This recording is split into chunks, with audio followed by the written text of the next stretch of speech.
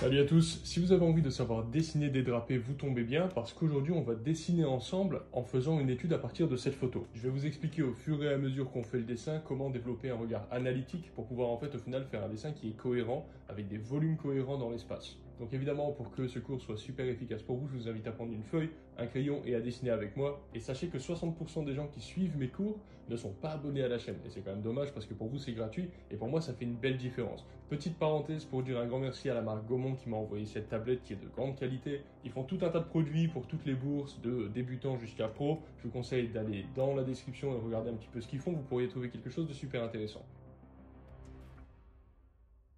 Alors voilà les amis, aujourd'hui l'image qu'on va utiliser. Je suis sur ma tablette Gaumont de l'espace et on va commencer tranquillement. Donc d'abord je fais la masse que prend la partie du corps, tout simplement. Le cou qui va venir dans ce coin-là, le centre du corps. On va faire les hanches un petit peu décalées parce que elles le sont. Et je cherche pas à faire un mannequin trop précis parce que c'est pas le but du jeu ici. Mais par contre, ce qu'on veut faire, c'est quand même pouvoir repérer, on va dire, la dynamique qui va être un peu comme ça. Voilà, un petit peu en S comme ça. Ensuite, on va avoir les bras, les épaules qui descendent, les coudes ici à ce niveau-là. Ça, c'est les coudes. Et puis le bras qui remonte. Alors là, du coup, ça veut dire que le bras, en fait, ça va être un cylindre qui va être comme ça. Hop, ça, c'est la partie du bras. Et ensuite, l'autre partie du bras. Et après, la main, elle, pour le coup, même si là, on s'en fout, c'est pas du tout le but du cours, mais dans l'idée, elle va être comme ça. Et là, ça fait plutôt une boîte comme ça, avec les deux côtés ici. Tac, tac, pour faire les axes. Donc ça, c'est hyper important. Vous le savez déjà, je l'ai déjà dit plein de fois, mais de pouvoir maîtriser les petits éléments, les formes de base, en fait, qui vont être des cylindres, des sphères et des blocs. Ça, c'est la base de la base. Bref, je reviens au cours. On va recopier un peu la forme abstraite de tout ça. Hop, la tête va venir dans ce coin-là, mais ce ne sera pas le sujet du cours. Et la fin de la jupe, on va arriver à peu près ici. Alors, je ne fais pas de prise de mesure, etc. Vous pouvez le faire si vous avez envie. Là, c'est pas mon propos. Ce qui est super important, là, surtout, c'est d'avoir noté ce déhanché. Donc maintenant qu'on a fait, on va dire, cette espèce d'esquisse de base, ça aurait pu être autrement. On aurait pu faire, par exemple, les épaules plus penchées sur le côté, avec les hanches encore plus penchées, comme ça. Là, il se trouve que sur cette référence photo, c'est comme ça. Mais effectivement, après, je ferai un cours, un de ces quatre, sur les sphères et comment on fait pour gérer le corps humain. En fait, si tu veux, là, tu as le corps, le bassin, et en fait, à chaque fois, le corps comme ça, par exemple là, avec l'entrée pour le cou ici et les épaules ici, en fait, se connecte avec la partie du bassin, qui va être aussi un œuf, on va dire un peu plus large en général, en tout cas surtout pour les femmes. Et après cet œuf, ces deux œufs, on va dire, tu peux les mettre en relation complètement différemment les uns avec les autres. Par exemple comme ça, puis comme ça, vraiment très très déhanché. Par exemple si une personne est en train de faire, j'en sais rien moi, une pause spéciale.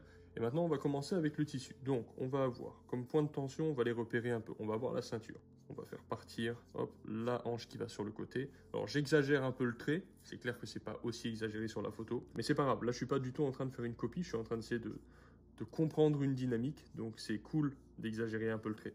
Donc on va faire comme la dernière fois, ça veut dire que je vais pas essayer de recopier précisément. Par contre ce que je vais essayer de faire c'est repérer des dynamiques. Donc je vais faire des traits un peu aléatoires, mais c'est pas grave, qui vont voilà, repartir sur la ceinture, parce que la ceinture, elle, c'est là où il va y avoir un lieu où on est quand même un peu serré.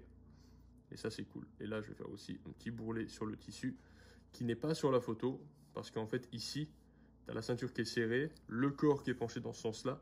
Et du coup, comme là, mon poignet, si là, je pince ici, clac, là, ça va faire des plis avec le tissu. Et dès que j'étire, ça ne fait pas de plis.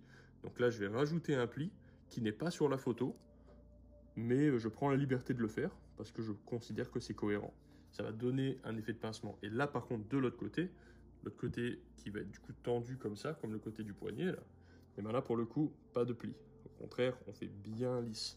On va commencer à sculpter un peu la forme que va prendre la robe. Donc là, on n'oublie pas ce qu'on avait fait à la précédente vidéo sur les drapés. En fait, pour faire cette espèce d'effet, il suffit dans le fond de faire juste des trucs comme ça, d'avoir un endroit qui a un point de tension, en l'occurrence là la ceinture, on va faire comme ça un peu plus large. Et ensuite il suffit de relier les traits au point de tension. C'est vraiment ultra simple en fait. Il y a juste à faire ça, à faire en sorte de ne pas mettre un trait qui passe là où il ne faut pas. Hop, hop, Hop, très vite, on a une impression de drapé. Bon, là, c'est pas très bien fait, mais l'idée, c'est ça, en fait. Mais ça, on l'avait déjà vu pour la base de la base de la base des drapés. Je vous recommande de checker ma première vidéo sur le sujet. Là, on va rajouter de la tension aussi au niveau de la ceinture, du coup. Même si on ne le voit pas sur la photo, c'est pas grave. Hop, je repasse un peu plus foncé toutes les zones que je considère comme étant OK. Donc ça, c'est super important. On dessine léger d'abord, et puis après, on appuie un peu plus quand on se sent plus en confiance avec les choix qu'on a fait. On peut mettre deux, trois traits de dynamique un peu qui vont montrer un peu un côté un petit peu moins prévisible, disons. Tac. Et ensuite pour le haut, alors je vais commencer par faire la partie du décolleté parce que c'est cool. Comment ça s'appelle ça? Le col, en fait. Le col, il dépasse et le cou, il prend son implantation ici. Ça, c'est une erreur qu'on voit très souvent. Je fais une petite parenthèse. Quand on fait un buste, on commence comme ça et très souvent, les gens, ils commencent à mettre le cou là. Non, pas du tout. Ça va pas du tout. Un buste et une tête, c'est pas une tête d'allumette. Le buste, il est comme ça. Le cou, il est devant. En fait, notre profil de la cage thoracique, elle est comme ça. Ça, c'est la cage thoracique. La tête, elle n'est pas posée comme ça dessus, à moins d'être en train de faire un garde à vous militaire, auquel cas tu peux forcer le trait. Mais sinon, de façon normale, en fait, la tête, elle est légèrement devant. Alors là, du coup, c'est moi qui force le trait dans l'autre sens, mais c'est quand même important.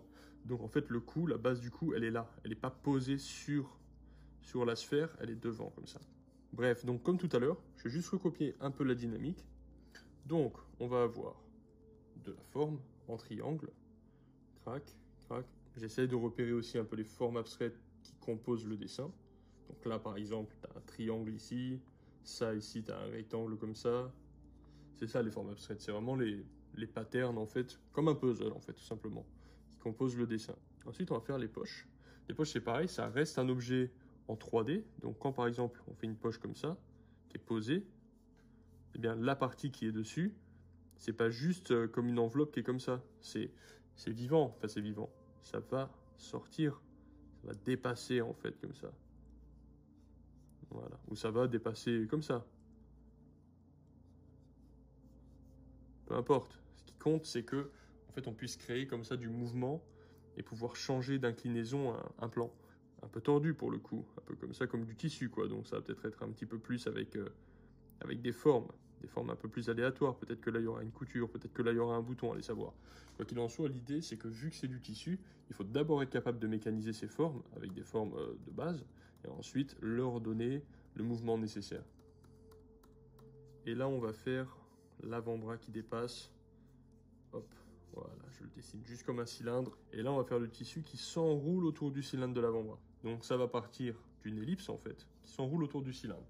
Mais parce que c'est du tissu, on va déformer un peu l'ellipse. Et voilà, on va faire un truc comme ça.